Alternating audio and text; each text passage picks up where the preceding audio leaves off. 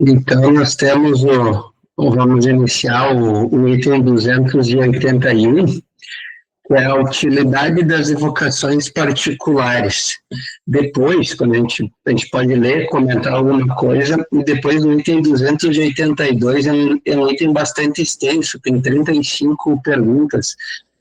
Talvez depois a gente possa ir indo de 10 em 10, porque senão a gente não vai conseguir se atentar a cada detalhe particular, talvez. Pelo menos eu pensando nisso agora. Né? Vanessa, consegue ler o 281 para nós? Deixa eu ler o próximo que eu estou abrindo aqui. Não, então tá. Eu leio, pode ser? Todo mundo já se localizou? Vamos lá. 281. As comunicações que se obtêm dos espíritos muito elevados ou dos que animaram grandes personagens da antiguidade são preciosas pelos altos ensinamentos que encerram.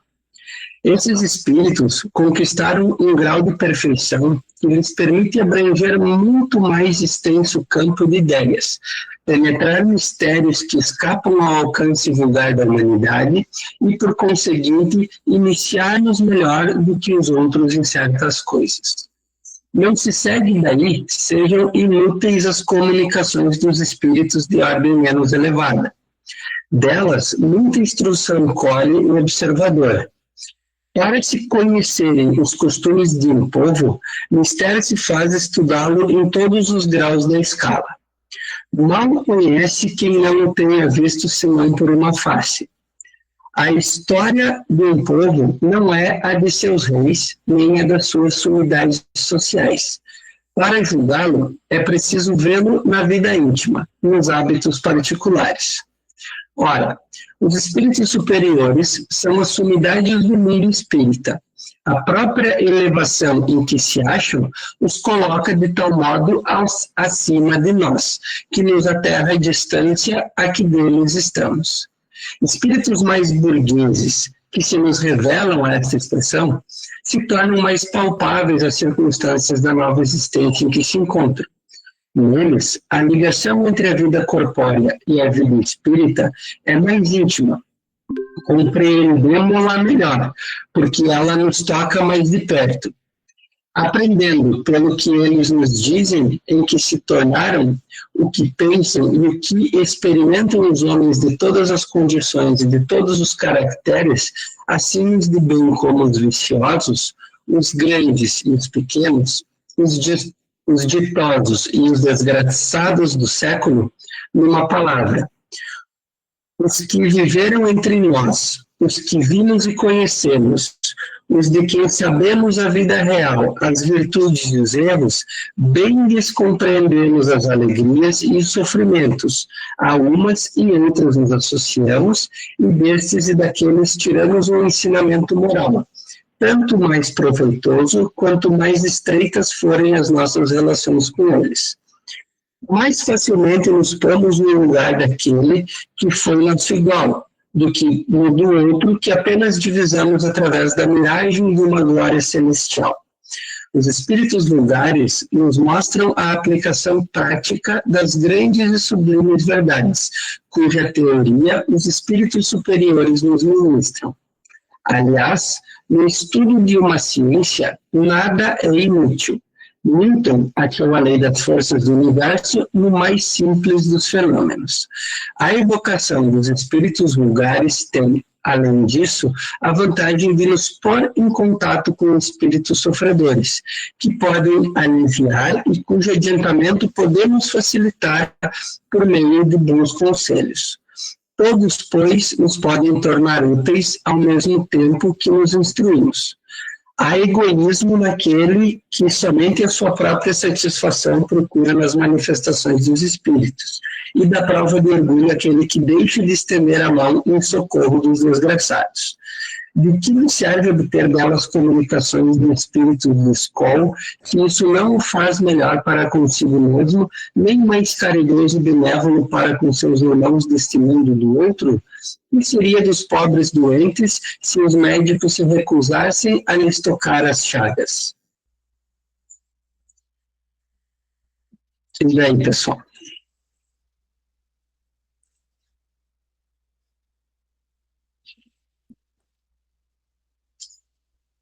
Marina ingressou. Sim, eu não sei quando, porque salvou na minha agenda com outro, não com esse link aí que entrou, daí entrei lá, não apareceu ninguém, digo, eu quero fazer feriado. Que bom que estão todos aqui. Então, bom dia a todos. Não sei quem é que estava coordenando aí, pode continuar. O participar normal aqui, o Gustavo estava coordenando ou quem era? Tomei iniciativa na sua ausência, seu Marina. Correto, é isso aí mesmo. Isso aí é um bom teste. É para ver que a gente não está sozinho, que não, ninguém é substituível, todos somos estudantes aqui. Então, pode continuar, Gustavo, e agradeço muito a ter tocado até aqui. Então, com prazer, eu vou acompanhar a coordenação hoje. A gente acabou de ler, então, o item 281, né? O seu Marino, então, por ser coordenador, imagino que ele já está por dentro do item. Vamos, os demais que tem para comentar alguma coisa que chamou a atenção da leitura desse item.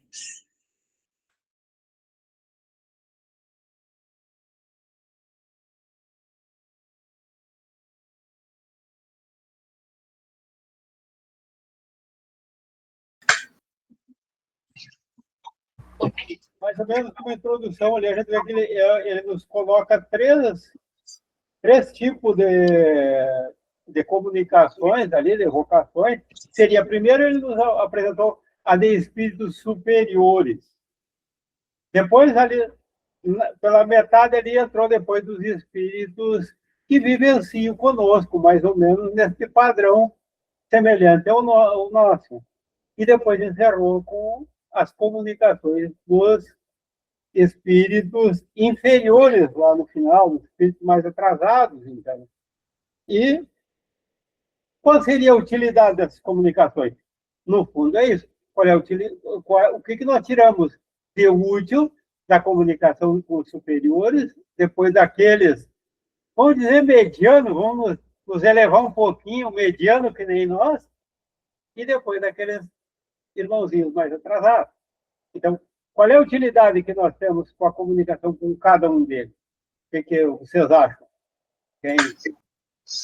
Quando fazia a leitura, eu estava pensando nesse sentido. Os superiores, eles vão entrar em comunicação quando verem que a nossa evocação tem um fim útil e para nos auxiliar, vamos dizer assim, no nosso entendimento, nos estimular a gente buscar conhecimento, evoluir, nos mostrar como que é, vamos dizer assim, a vida nos mundos superiores, que é o que a gente quer alcançar, nos estimular a buscar essa evolução. Já eu pensei assim que gente como a gente, vamos falar assim, seria justamente para nós aprender com eles o que aconteceu, de certa forma, o que eles fizeram, vamos dizer, enquanto encarnados, tanto de positivo quanto negativo, e como isso influenciou eles, tanto para bem quanto para mal, após o seu desencarne, e a gente tomar como exemplo, porque a gente também aprende com os exemplos dos outros. Agora, entendi eu também que nas comunicações com os espíritos mais vulgares, aí talvez possa se inverter a questão, vamos dizer assim, na comunicação dos superiores com a gente, que daí a gente que pode auxiliar eles de alguma forma.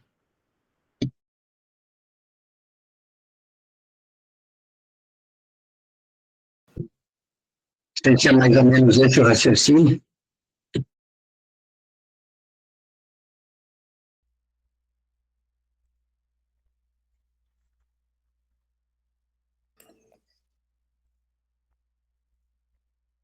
Estava olhando aqui o material, nós estamos estudando utilidade das evocações particulares. Particulares, ou seja, determinado espírito eu evoco, eu escolho o qual evocar. E Kardec começa a desenvolver a respeito da utilidade de evocar determinados espíritos. E tem uma coisa interessante aqui, ó. Ele coloca menos elevados ou mais elevados. Em relação a quê? Porque Kardec não evocava todos os espíritos do universo, mesmo porque nós não temos conhecimento, é impossível, porque o universo é infinito. Então, o que o evocador pode fazer é evocar conhecendo o nome. Se ele não conhecer o nome, ele dá liberdade para qualquer espírito se manifestar. E ele fez isso muito depois de escrever essa obra, mas ele já tinha ali o roteiro, porque esta aqui foi a segunda obra que Allan Kardec escreveu. Primeiro o Livro dos Espíritos, depois esse livro que nós estamos estudando, o Livro dos Médiuns, que é um manual de como realizar as sessões mediúnicas. Depois o Evangelho segundo o Espiritismo, porque o objetivo principal do Espiritismo é de consolar. Então faltava esta obra, o Evangelho segundo o Espiritismo. Embora um estudante que já tenha lido o Livro dos Espíritos, reflexionado a respeito, já tenha bastante informação para encontrar consolo no bem viver. Mas faltava alguma coisa, porque senão fica muito no campo da teoria ou da fé cega. E o Espiritismo não é baseado em fé cega, é fé racional. Então ele sentiu necessidade de conversar com espíritos. Nós podemos conversar com os encarnados e saber como eles se encontram e as causas atuais do seu bem-estar ou mal-estar nesta encarnação. Mas e aqueles que já desencarnaram? E as questões que nos acontecem agora, que nós desconhecemos as causas. Nós não temos condições de dizer as causas, sabemos os efeitos, podemos deduzir, mas não podemos dizer com certeza. Então ele sentiu necessidade de evocar espíritos conhecidos. Então ele pegou uma relação de pessoas que chamavam mais a atenção da sociedade da época, ou mais antigas, que se tinham conhecimento, e passou a fazer essas evocações, seguindo esse roteiro. Qual a importância de nós evocarmos espíritos superiores? Sim, para nos trazer orientações de como nós devemos proceder pelo seu aprendizado. Espíritos medianos? Muito, porque nós somos espíritos medianos. Ele fala aqui, ó, até em burgueses, né, espíritos mais burgueses. O que seriam burgueses? Eu até fiz anotações. Espíritos que não são elevados, ou superiores, ou sábios. Isso em relação à Terra. Porque, como eu disse, na Terra não está toda a população do universo.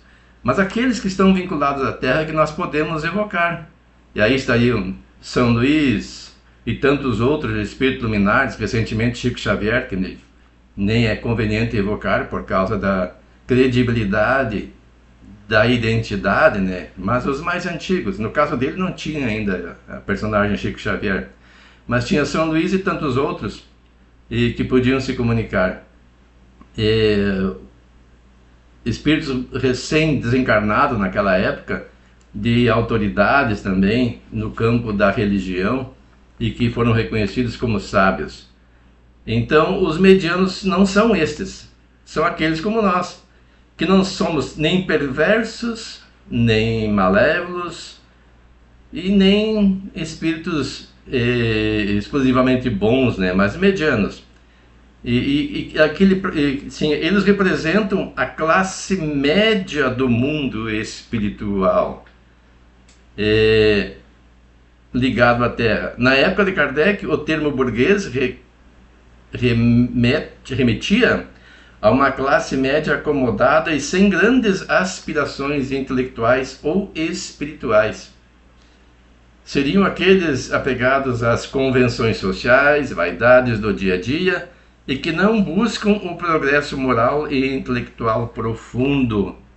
E quem são esses no dia de hoje? São os mesmos. diverge um pouco assim de padrão. Talvez hoje nós procuremos menos ainda aprofundar as questões intelectuais e morais, porque na época a sociedade média buscava aprender. Hoje só se busca na internet, a pessoa não tem muito esforço mais para nada. E não que eu não estou falando mal da internet, porque a internet é uma ferramenta que nós não podemos abrir mão. É excepcional e faz parte do progresso, e Deus permitiu que nós a desenvolvêssemos para o bom uso. Infelizmente, ela é usada bastante para o mal também. Mas, voltando ao tema, os medianos somos nós. Então, qual a importância de evocar os medianos? Para saber como eles se encontravam. E se fizermos isso hoje, como eles se encontram? Para quê? Para estudar o seu histórico. Porque eles vão dizer como viviam na Terra. Isso está lá no livro O Céu e o Inferno. E como se encontravam naquela época. Se evocarmos hoje, como se encontram. E aí fazermos uma análise. E eu sempre digo que é bem inteligente aquele que aprende analisando as experiências dos outros. E não tão inteligente aqueles que muitas vezes precisamos de nós mesmos experimentarmos. Alguém diz assim, olha, se você comer demais e não fizer exercício, você vai sofrer de tal enfermidade em decorrência dos teus hábitos. Mas é tão gostoso encher a barriga de alimentos saborosos e fáceis de preparar, às vezes a gente compra pronto. É tão gostoso ficar sentado vendo uma televisão ou mexendo no celular, sem fazer esforço nenhum. Então vou levando. Embora os médicos alertem, o interessante é que médicos mesmo, tem médicos que falam que o cigarro faz mal e fumam. É interessante, ele vê os outros sofrendo, mas não é inteligente o suficiente para perceber que se ele fizer o mesmo, vai sofrer também. Então estes acabam escolhendo viver as próprias experiências e sofrerão as consequências. É lei de causa e efeito. Então, quando a gente analisa a vida desses espíritos, o melhor a fazer não é simplesmente fazer isso por curiosidade. É tirar dali um aprendizado. Se ele não está tão bem quanto poderia estar, então vamos agir melhor. E eles nos orientam isso. E os espíritos inferiores? Também é importantíssimo estudar a vida deles. Como eles se encontram. Por que eles fizeram ou fazem tais atos? O que os estimulou? Quais as agravantes e atenuantes da sua história? E reflexionando a respeito, porque ali se trata dos espíritos infelizes, na mesma obra que eu já mencionei, O Céu e o Inferno, e vermos se nós queremos isso para nós ou não. Eu tenho uma teoria de que ninguém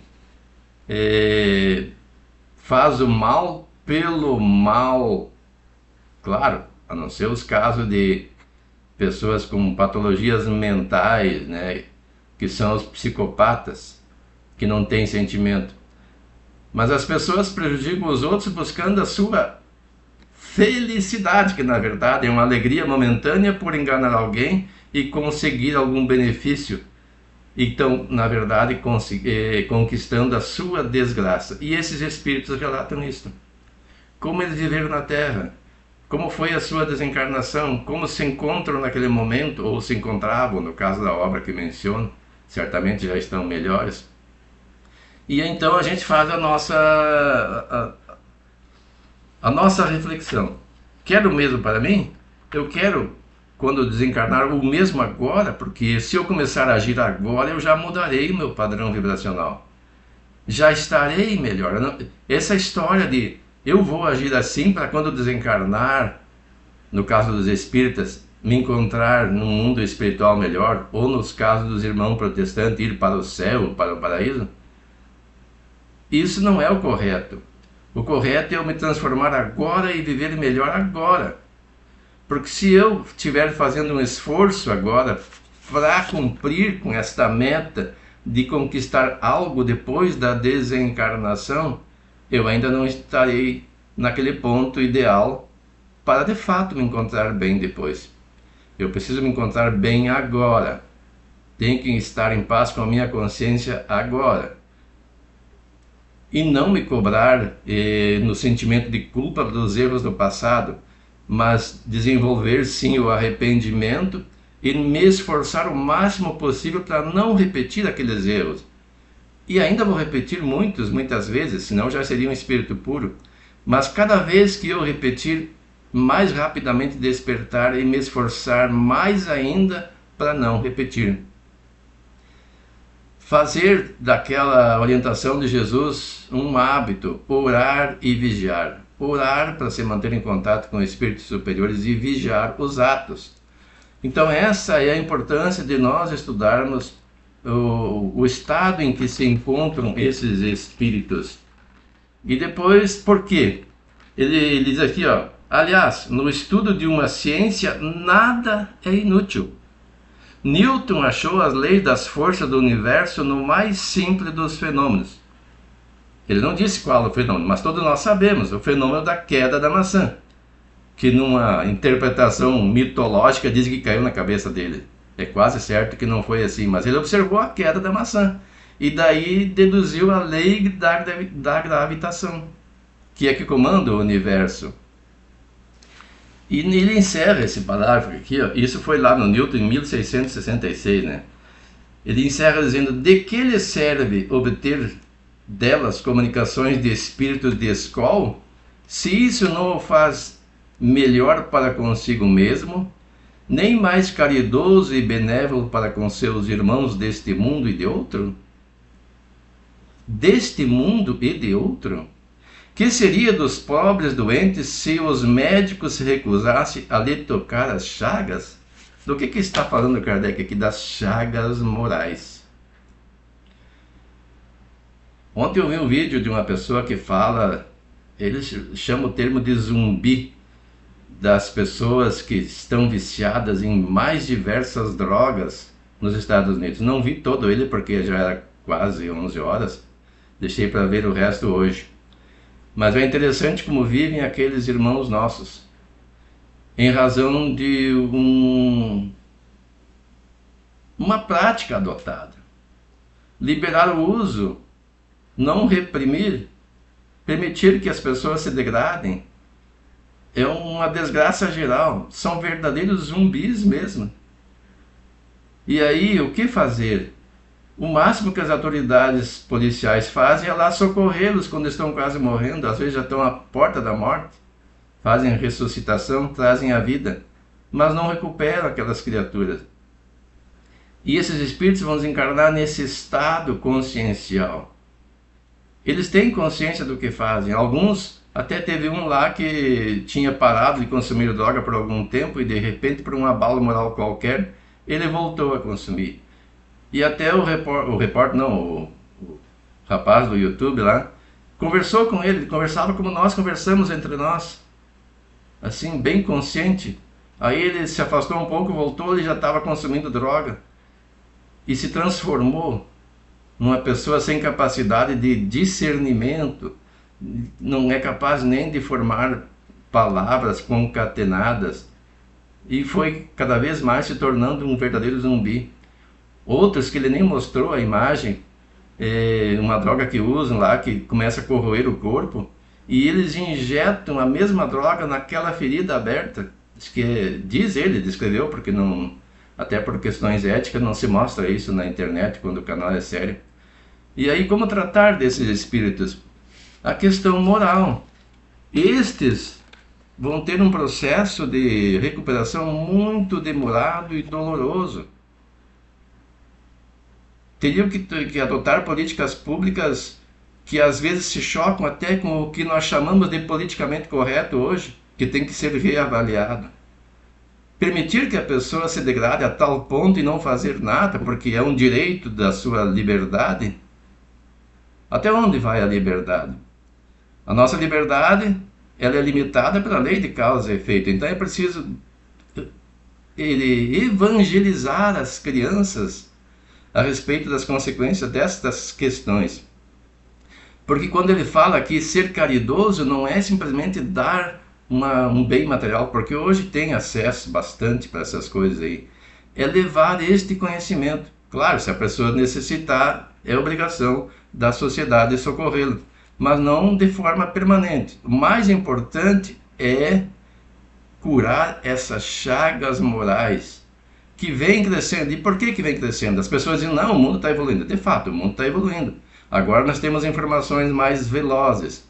Mas estão reencarnando na Terra esses espíritos inferiores como talvez a última oportunidade de escolherem um futuro melhor. E muitas vezes eles não são capazes de escolherem sozinhos. Eles precisam do nosso apoio, do exemplo da sociedade.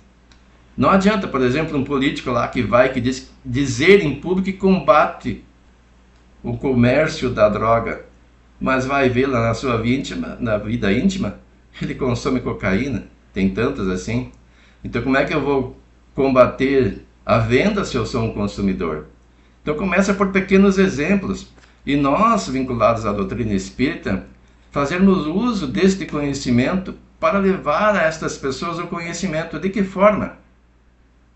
Através, como eu falei, da evangelização. Ontem, na nossa casa, a Claudilane falou sobre a evangelização e como ela pode mudar o mundo. E ela não é só para crianças. Ela é permanente em todas as fases do crescimento da pessoa quando encarnada, como também no mundo espiritual. Por isso que ele fala aqui, que seria dos pobres e doentes se os médicos se recusassem a lhe tocar as chagas? E daí ele fala antes, nem mais caridoso e benévolo para com seus irmãos deste mundo ou do outro? Como é que nós vamos fazer para auxiliar os irmãos que estão já desencarnados, que morreram, como aqueles que eu acabei de referir nos Estados Unidos, que está no mundo inteiro isso, em alguns lugares mais patente. Se nós formos em Porto Alegre, a gente também se espanta de como tem. Eles desencarnam, vão reflexionar a respeito, vão continuar viciados, vão procurar outros viciados para satisfazer por um processo de simbiose os seus desejos, já que não tem mais um corpo físico e nem a substância para consumir, mas poderão ser acessados através das equipes de legionários que trabalham, desde que eles estejam minimamente dispostos a receber orientação. Vão passar por um período mais ou menos prolongado, de acordo com cada um, de sofrimento mesmo, até que desperte, porque eles vão sentir-se cansados. Um mesmo daqueles entrevistados nesse vídeo que eu comentei, ele disse que estava cansado, porque a pessoa busca o prazer, o alívio do seu sofrimento através da droga, e ela lhe proporciona por um determinado período. E aquele rapaz foi até corajoso, porque ele conseguiu de alguma forma entrevistar os fornecedores, aqueles lá da ponta, não os chefões, mas o da ponta, aquele que fornece para o consumidor final. E até a pessoa disse assim, olha, eu nem quero que isso acabe, senão eu perderia a minha renda, em outras palavras, E aí, qual era o objetivo dele? O único objetivo dele é buscar o rendimento. E ele falou que no começo a droga é distribuída gratuitamente. E isso em toda parte do mundo é. Principalmente eles vão nos colégios e oferecem para as crianças, nas portas dos colégios. Eles vão lá, experimenta para te ver como é bom, os teus colegas usam. E a pessoa vai até que ela se vicia. E aí ela se torna dependente. E ele disse assim, não é de graça. Ele mesmo disse, não é de graça. Eles vão pagar no futuro, quando começarem a consumir. Porque o preço não é nada barato. E pior ainda são as consequências. Então nós temos que fazer esse trabalho. Alertar sobre as nossas escolhas. Sempre lembrar aquela observação do Paulo que disse, tudo me é permitido, mas nem tudo me convém. Deus não proíbe nada. Deus mandou sempre os seus prepostos para nos alertar, nos trazendo as informações gradativas conforme a nossa compreensão de como agir no mundo.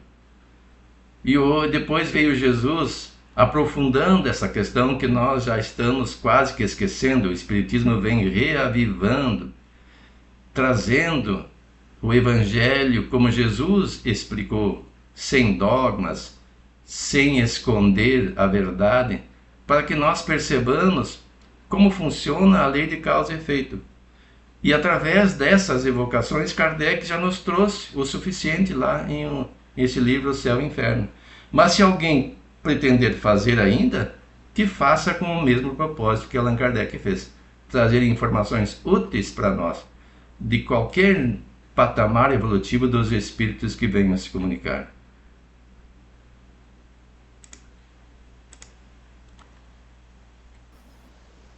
Alguém tem mais alguma colocação sobre o item 281? E gostaria de colocar para nós refletir?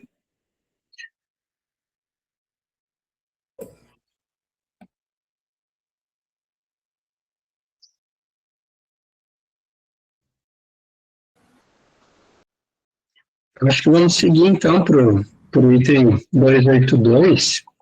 Ele é... Alguém falou alguma coisa? Desculpa, Gustavo. Não, eu disse que agora eu já me localizei, se tu quiser que eu siga a leitura depois. Não, então pode ser. O item... Deixa eu ver, peraí, agora eu me perdi aqui. O item 282, ele é um item bastante extenso. Ele tem 35 perguntas. Quem sabe a gente lê 10, então, como comentei no início, e daí comentamos e o restante fica para a semana que vem, pode ser? Então, pode ler. 282. Questões sobre evocações. Primeira, pode alguém, sem ser médium, evocar os espíritos? Toda gente pode evocar os espíritos e, se aqueles que evocares não puderem manifestar-se materialmente, nem por isso deixarão de estar junto de ti e te escutar. Segundo, o espírito evocado atende sempre ao chamado que ele dirige? Isso depende das condições em que se encontre, porquanto há circunstâncias em que não pode fazer. Terceiro, quais as causas que podem impedir que atenda um espírito ao nosso chamado? Em primeiro lugar, a própria vontade, depois, o seu estado corporal, se acha encarnado, as missões que esteja encarregado, ou ainda, lhe ser para isso negada a permissão. Há espíritos que nunca podem comunicar-se, os que, por sua natureza, ainda pertencem a mundos inferiores à Terra. Tampouco o podem os que se acham nas esferas de punição, a menos que especial permissão lhe seja dada com o fim de utilidade geral. Para que um espírito possa comunicar-se, preciso é que tenha alcançado o grau de adiantamento do mundo onde o chamam, pois, do contrário, estranho que ele é às ideias desse mundo, nenhum ponto de comparação terá que se exprimir. O mesmo já não se dá com os que estão em missão ou em expiação nos mundos inferiores. Esses têm as ideias necessárias para responder ao chamado. Quarto, por que motivo pode um espírito ser negada a permissão para se comunicar? Pode ser uma prova ou uma punição para ele ou para aquele que o chama. Quinto, como podem os espíritos dispersos pelo espaço ou pelos diferentes mundos ouvir as evocações que lhes são dirigidas de todos os pontos do universo? Muitas vezes são prevenidos pelos espíritos familiares que vos cercam e que vão procurar. Porém, aqui se passa um fenômeno difícil de vos ser explicado, porque ainda não podeis compreender o modo de transmissão do pensamento entre os espíritos. O que te posso afirmar é que o espírito evocado, por muito afastado que esteja, recebe, por assim dizer, o choque de pensamento como uma espécie de comoção elétrica que lhe chama a atenção para o lado onde vem o pensamento que lhe atinge. Pode dizer-se que ele ouve o pensamento como na terra ouves a voz. Será o fluido universal o veículo do pensamento como o ar é o do som? Sim, com a diferença de que o som não pode fazer-se ouvir senão dentro de um espaço muito limitado, enquanto o pensamento alcança o infinito. O espírito, no além, é como um viajante que, em meio de vasta planície, ouvindo pronunciar seu nome, se dirige para o lado de onde chama. Sextos, sabemos que as distâncias nada são para os espíritos. Contudo, a causa do espanto ver-se que respondem tão prontamente ao chamado, como se estivessem muito perto. É que, com efeito, às vezes o estão.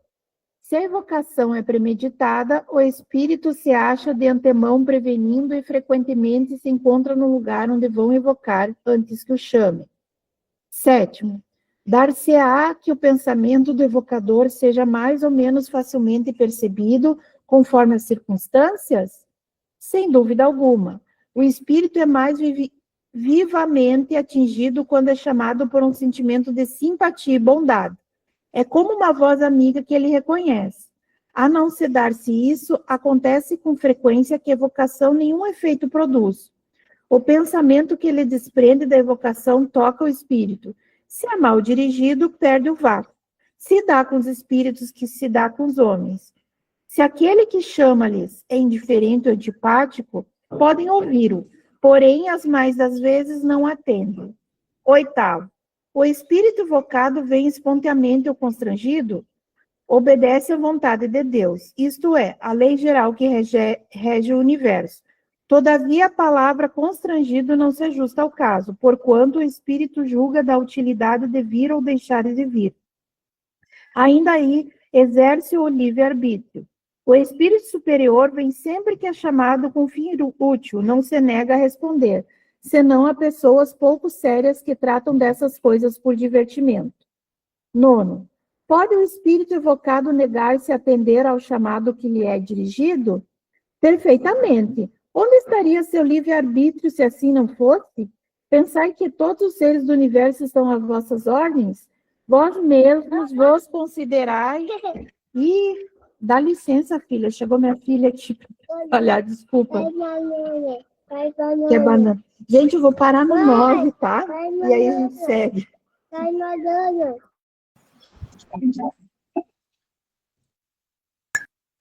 Alguém segue, então, as outras duas? Deixa que eu sigo. Sabe? Ela parou no 9º, né? Pode o espírito evocado negar-se a atender ao chamado que lhe é dirigido? Perfeitamente. Onde estaria o seu livre-arbítrio se assim não fosse? Pensais, onde estaria o seu livre-arbítrio se assim não fosse? Pensais que todos os seres do universo estão às vossas ordens? Vós mesmos vos considerais obrigados a responder a todos os que vos pronunciam os nomes? Quando digo que o espírito pode recusar-se, refiro-me ao pedido do evocador, visto que um espírito inferior pode ser constrangido a vir por um espírito superior. 10º, haverá para o evocador meio de constranger um espírito a vir a seu malgrado? Nenhum, desde que o espírito lhe seja igual ou superior em moralidade. Digo, em moralidade e não em inteligência, porque, então, nenhuma autoridade tem o evocador sobre ele.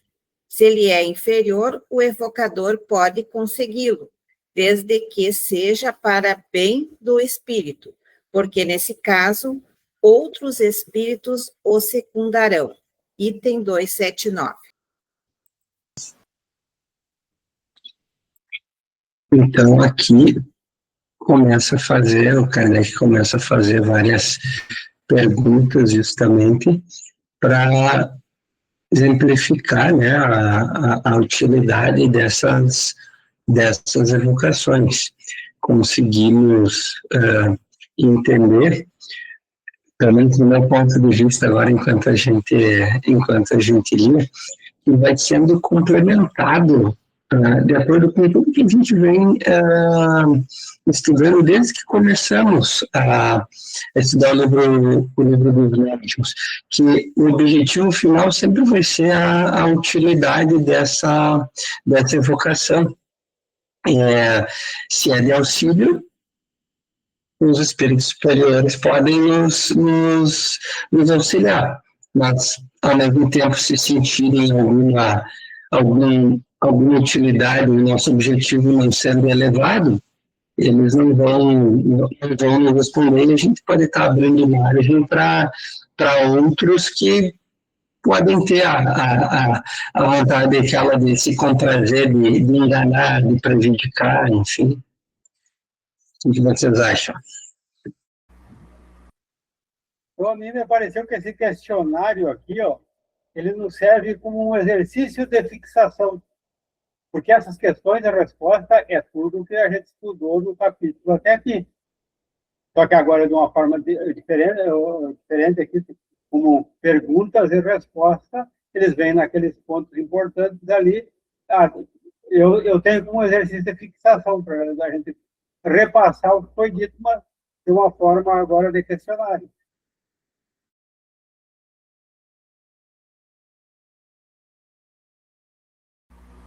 E daí, o que fixou? Parece um resumão mesmo, né, seu Marino? E as questões que geralmente as pessoas que são leigas, mais que nós, eles perguntam para a gente essas coisas assim, né?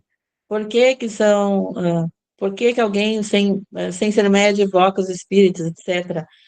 Por que se constrange? Por que não pode ser? Quando a gente evoca, por que alguns não podem se comunicar? Então, é bem interessante essas questões para a gente fazer uma fixação mesmo, né? Um, um estudo mais compilado aqui.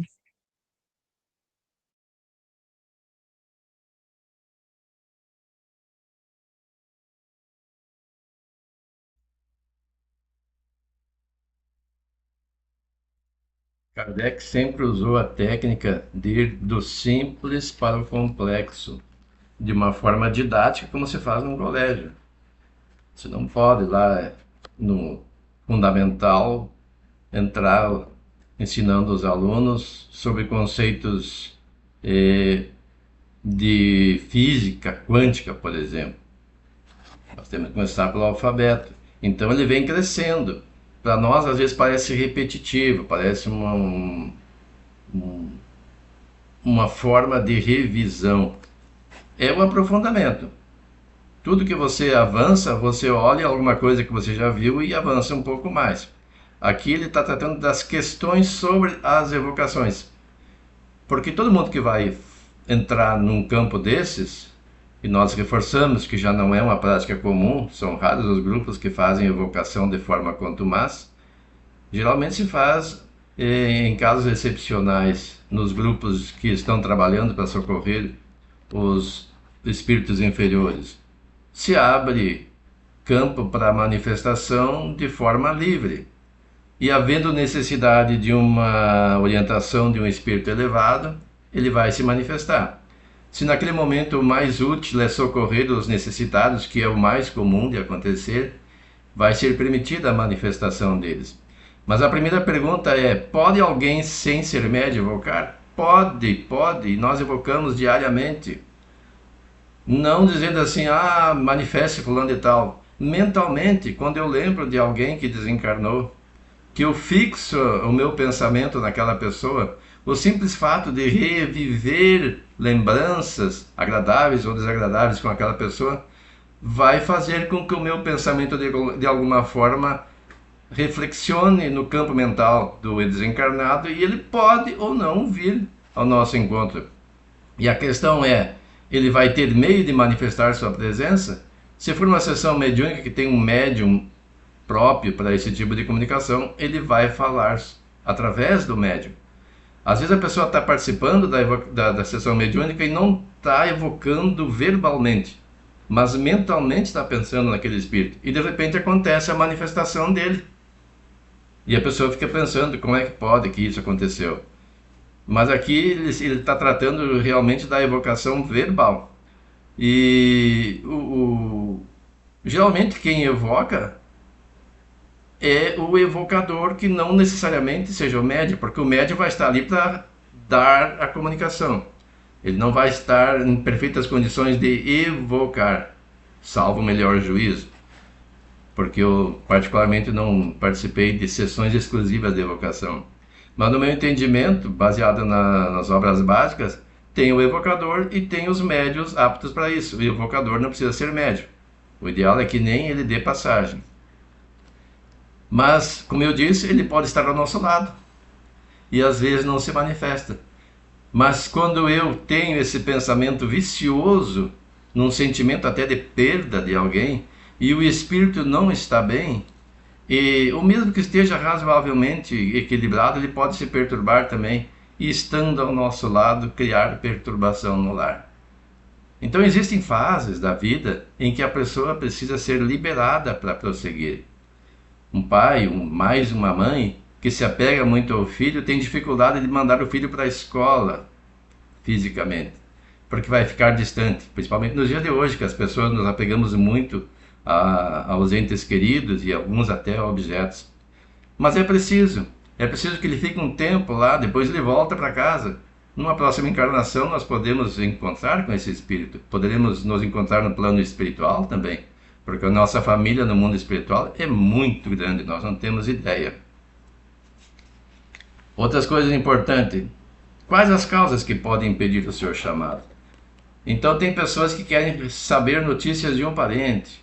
Ora, basta nós termos conhecimento de como essa pessoa passou a vida encarnada aqui, nós podemos deduzir onde eles se encontram, em situação mais ou menos agradável. Mas nós devemos ter em mente que ninguém, mesmo estando numa situação muito indesejável, está abandonado. Deus não abandona ninguém, nós todos somos filhos dele.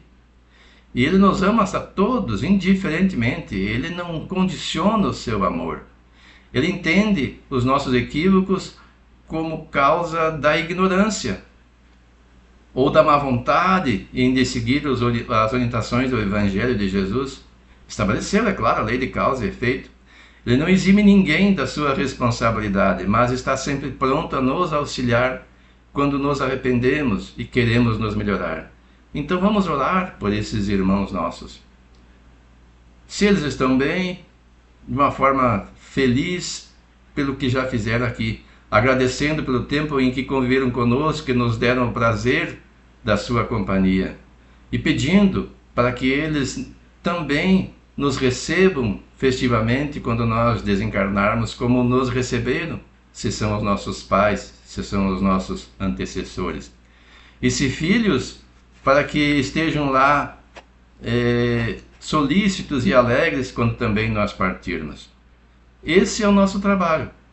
Não adianta nós ficarmos evocando simplesmente para satisfazer um prazer pessoal.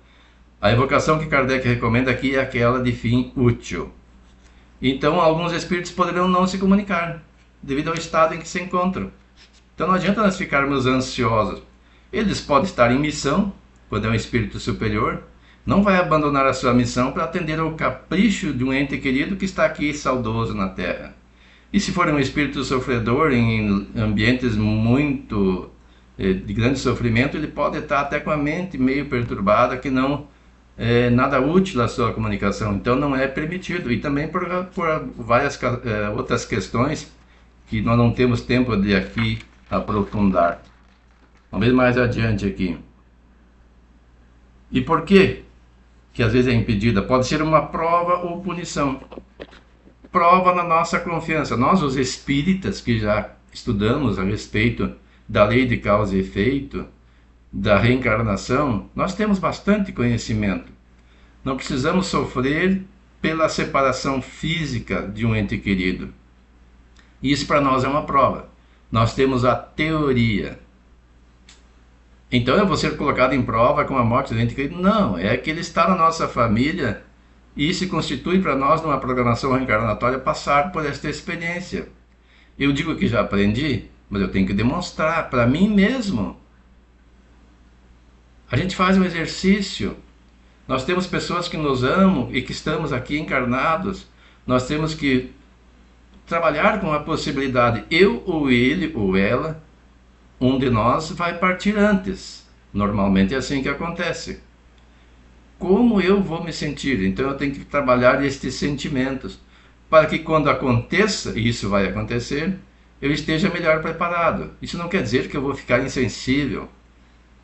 Se eu tiver necessidade, eu devo até chorar, porque eu não posso guardar aquele sentimento em mim, porque isso vai redundar em doenças físicas ou até psicológicas, se eu o reprimi-lo. Fazer o luto. mas não fixar a ideia. Um luto mais de uma semana já perturba a pessoa. No dia, a pessoa pode chorar, fazer uma catarse, mas ir trabalhando com ocupações úteis no dia a dia, não vai esquecer o ente querido, mas vai melhor compreender que isso faz parte da vida. Assim como nós encarnamos, nós desencarnamos. É natural, nós não vamos ficar sempre num corpo que envelhece e aos poucos se deteriora. Seria até muito desagradável a pessoa viver centenas de anos num corpo doente. A nossa energia vital vai se deteriorando. Ah, mas a pessoa desencarnou jovem. Que bom, ela saiu do mundo de provas e expiações, ela já passou por essa fase. O mundo de provas e expiações é necessário, mas não é o objetivo do espírito. Aliás, o objetivo do espírito é não precisar mais reencarnar. Ele vai ter que reencarnar em mundos mais adiantados. Ainda tem um mundo de regeneração e mais 2 fases adiante para ele chegar ao espírito num patamar próximo ou semelhante a Jesus, em que só encarna por missão. Então não vamos sofrer com essas questões de falta de comunicação. E depois outra pergunta, eles podem ser obrigados a vir? Não. Só quem pode exercer uma espécie de coerção sobre eles são os espíritos superiores quando é para o bem deles.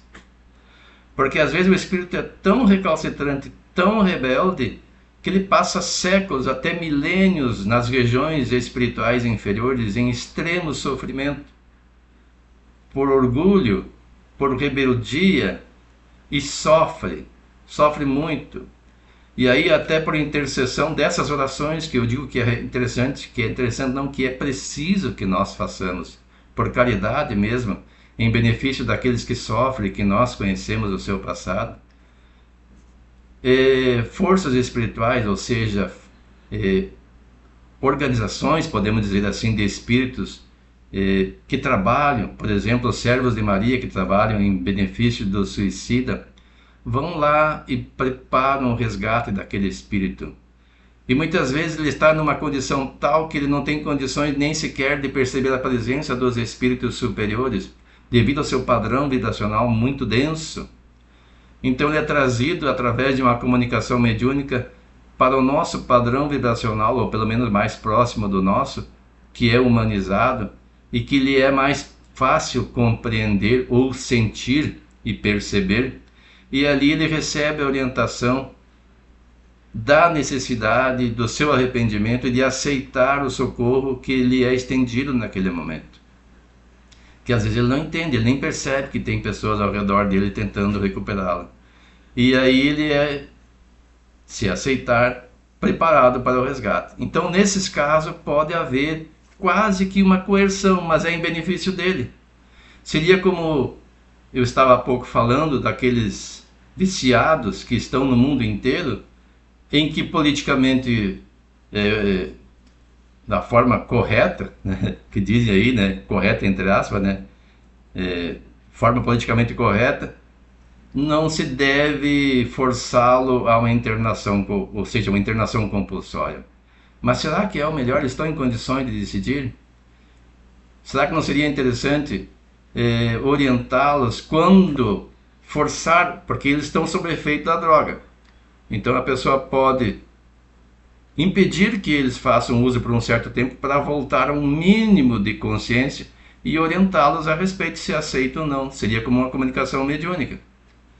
Se eles disserem como aquele que eu falei, que disse que estava cansado, que estão cansados daquela situação, quem sabe eles não podem aceitar um tratamento de recuperação. São coisas para nós resolvermos. É uma questão política, mas o que é política? Política é um modo de conduzir a sociedade. Esses dias eu falava com uma pessoa, não vou mencionar o nome porque nem falei que ia abordar o assunto, só me ocorreu agora. Ela me disse assim: Wilson, quem sabe se nós, que somos pessoas honestas, ela fez essa avaliação, não sou eu, né? Por que nós não entramos na política? E daí eu comentei que as pessoas honestas que trabalham, nós temos uma visão deturpada. Nós pensamos que a política é um lugar de corrupção. Não, a política é um modo de condução da vida social. O político nem deveria receber pelo seu trabalho, deveria ser um trabalho voluntário, mas isso é uma outra questão que também não cabe aqui. Mas então quem tem por vocação e é uma pessoa que se entende mais ou menos correto, o ideal que seria 100% correto, mas que está em condições de contribuir com a sociedade, tem que ter, só um pouquinho, tem que ter coragem para enfrentar a situação. Não adianta nós ficarmos falando dos outros, e aqui nos casos dos espíritos é assim. Nós temos coragem de enfrentar a situação, de tratar com esses espíritos inferiores, e na nossa vida nós estamos naquele momento dos que têm coragem entrar no meio. Senão nós vamos ficar só na teoria e longe da prática. Esse é o meu ponto de vista.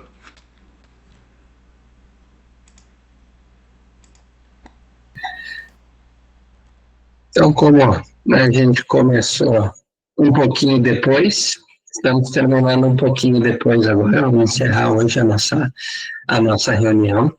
No próximo domingo, seguimos a partir daqui, no item 282, a partir da questão da 11ª, vamos seguir o nosso raciocínio, para a gente poder encerrar, então, nos harmonizar e seguir bem ao longo da semana. Eliane, pode fazer a prece para nós? Posso? Uhum.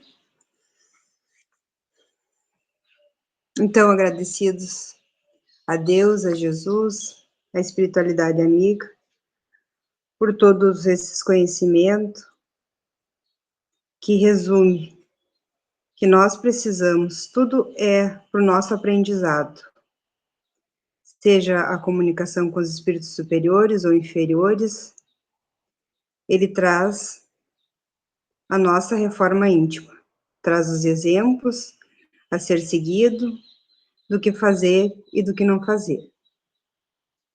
Então, agradecemos imensamente por ter tido essa oportunidade e pedimos que Deus e Jesus nos abençoe nessa semana, nossos familiares, nossa casa, nosso trabalho, e que também leve consolo a todas as pessoas que estão passando por dificuldade, sejam elas físicas, espirituais, que estão nos presídios, nos asilos, que estão pelas ruas, que sejam amparadas.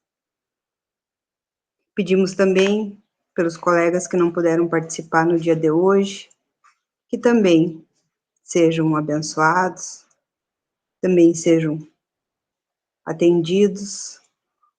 Se tem algum passando por alguma dificuldade também, que seja levado o consolo necessário a cada um. Com esse pensamento, então, damos por encerrado esse nosso encontro de hoje, que é de estudo e de reforma íntima. Que assim seja.